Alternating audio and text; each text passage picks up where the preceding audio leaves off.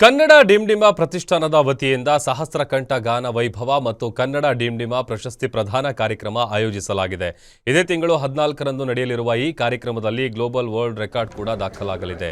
ಕಾರಣ ಸಹಸ್ರಾರು ಗಾಯಕರು ಕನ್ನಡ ಹಾಡುಗಳನ್ನು ಪಂಚ ಪ್ರಕಾರಗಳಲ್ಲಿ ಹಾಡಲಿದ್ದಾರೆ.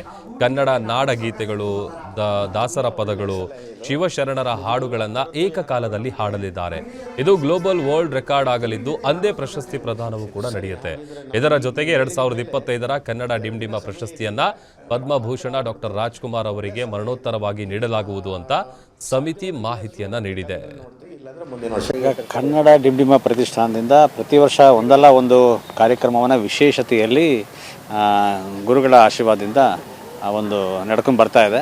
ಅದು ಈ ಸಲ ಇದೇ 14ನೇ ತಾರೀಕು ಭಾನುವಾರ ನಮ್ಮ ಅಂಬೇಡ್ಕರ್ ಕ್ರೀಡಾಂಗಣದಲ್ಲಿ ಒಂದು ಕನ್ನಡ ಡಿಂಡಿಮ ಗಾನ ವೈಭವ ಅಂತ ಒಂದು ಕಾರ್ಯಕ್ರಮವನ್ನು ಹಮ್ಮಿಕೊಂಡು ಅದರಲ್ಲಿ ಮಹಿಳೆಯರು ಮತ್ತು ಯುವಕರು ವಿದ್ಯಾರ್ಥಿಗಳು ಸಹ ಭಾಗವಹಿಸಿ ಒಂದು ಸುಮಾರು 10-15 ಹಾಡುಗಳನ್ನು ಎಲ್ಲ ಗೀತೆಗಳನ್ನು ಕನ್ನಡದ ಗೀತೆಗಳನ್ನು ಹಾಡಿ ಒಂದು ಒಳ್ಳೆ ಗ್ಲೋಬಲ್ ವರ್ಲ್ಡ್ ರೆಕಾರ್ಡ್ ಮಾಡ್ತಕ್ಕಂಥ ಒಂದು ದಾಖಲಾಗಿದೆ. ಆ ನಿಟ್ಟಿನಲ್ಲಿ ಇದರ ಪ್ರಶಸ್ತಿಯನ್ನು ಸಹ ಕನ್ನಡ ಡಿಂಡಿಮ ಪ್ರಶಸ್ತಿಯನ್ನು ವರನಟ ಡಾಕ್ಟರ್ ರಾಜ್ಕುಮಾರ್ ಅವರಿಗೆ ಅರ್ಪಣೆಯನ್ನು ಮಾಡ್ತಾ ಇದ್ದಾರೆ. ಅದನ್ನು ಸ್ವೀಕಾರ ಮಾಡೋದಕ್ಕೆ ಕನ್ನಡ ಡಿಂಡಿಮ ಪ್ರತಿಷ್ಠಾನದ ವತಿಯಿಂದ 2025ರ ಉತ್ಸವವನ್ನು ಮಾಡ್ತಾಯಿದ್ದೇವೆ.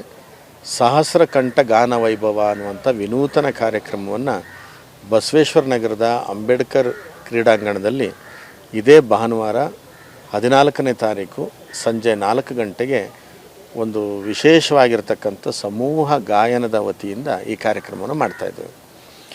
ಅಲ್ಲಿ ಕರ್ನಾಟಕದ ಒಂದು ಸಾಹಿತ್ಯ ಲೋಕ ಮತ್ತು